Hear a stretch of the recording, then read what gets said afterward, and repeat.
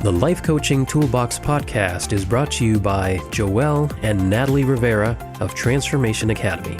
In this episode, Joeel talks about how neuroplasticity and neurogenesis help you rewire your brain. This episode is one of 9 episodes in a series about coaching your clients to rewrite their life story and empower their personal narrative.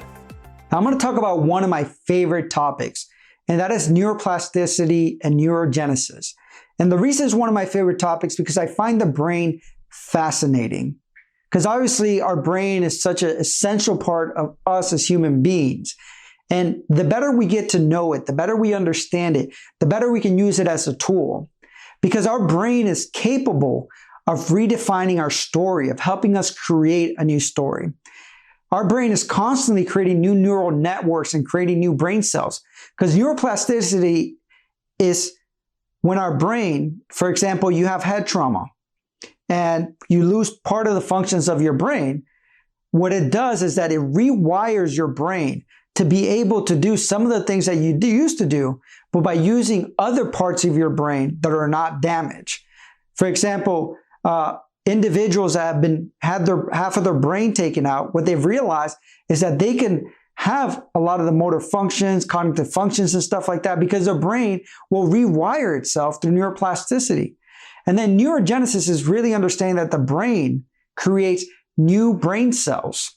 See, previously it was believed that our brain was hardwired and that, before the age of 5, everything was kind of hardwired. We're developing our brain cells and things like that. But after that, the brain didn't rewire itself and the brain didn't create new brain cells. So if you lost brain cells, they used to have a lot of commercials before. It's like, once you lose them, they're gone.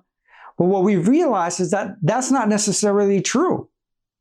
That is actually the opposite. For example, we learned that when individuals become adolescents, that their brain starts pruning, starts rewiring itself. So that's why you see individuals that are teenagers are very impulsive, very emotional and things like that, because the prefrontal lobe right here actually turns off.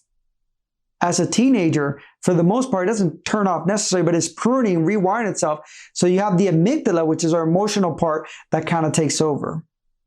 But we've also learned that this is something that happens throughout our lives, that our brain can drastically change and is constantly changing, not only creating new brain cells, but also rewiring itself every time that we learn new information, every time we develop a new skill, a new habit, a new pattern. So if you want to create a new story, then you have to help your brain kind of rewire itself for the most part of what it knows and how it does it. Dr. Boyd, which is a brain researcher at the University of British Columbia, has done fantastic work in helping us understand how the brain actually works. And what her team has been able to show is that there's 3 different ways specifically that the brain goes through this process. And the first way is chemically. So when you first learn something new, for example, you might say, well, I had it down packed and then I forgot it. I don't get it. I studied for a test and then a month later I forgot that information. Even though a couple of days later I could still remember it pretty good. But what happened was that you only learned it short term to be able to let it go because it's not something that you actually practice long term, develop the habit or pattern, or had access to that information. And what happens when you learn something new initially is that your brain is flooded with chemicals.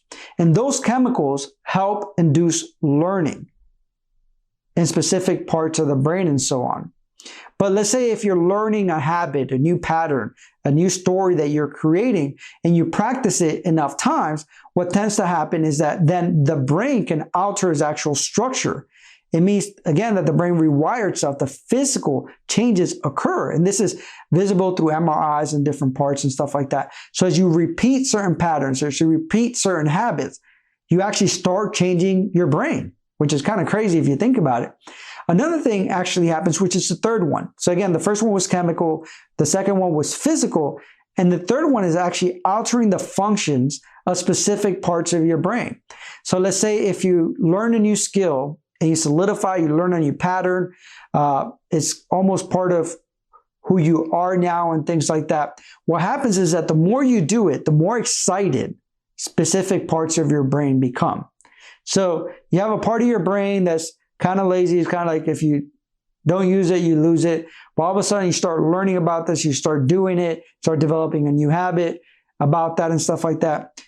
What happens is that it gets more and more excited. That part of your brain is almost like a muscle. It gets more and more excited and starts changing its functions of what it's supposed to do. So that way you have different access. It becomes easier to access certain information. It becomes easier to get to it quicker, to develop it, to make it grow and things like that. The usability of it becomes more efficient. So it's important to remember that, again, all this happens when you're learning a new skill. That's why it might be exciting at first. It might be easy when you start something new. But then some people kind of give up and go back to the old once all those chemicals start to wear out. Where if you do it consistently, that's why they say 21 days to a new habit. And a lot of research shows that it does take more than 21 days to kind of fully alter the functions of your brain and alter the physical state of your brain. That it can take anywhere from, for some people, it can take 18 days.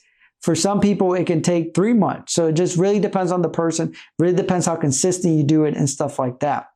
And also, there's things that help your cells grow.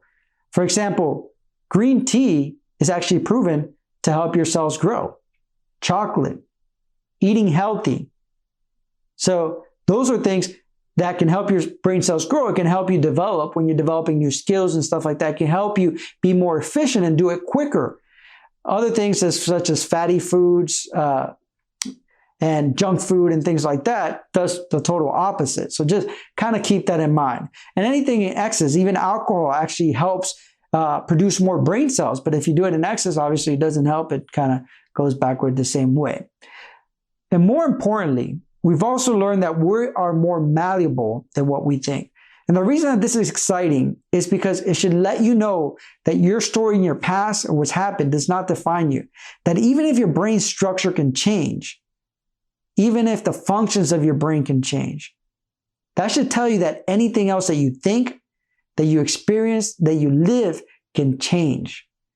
I'll give you one more perfect example of how malleable we are.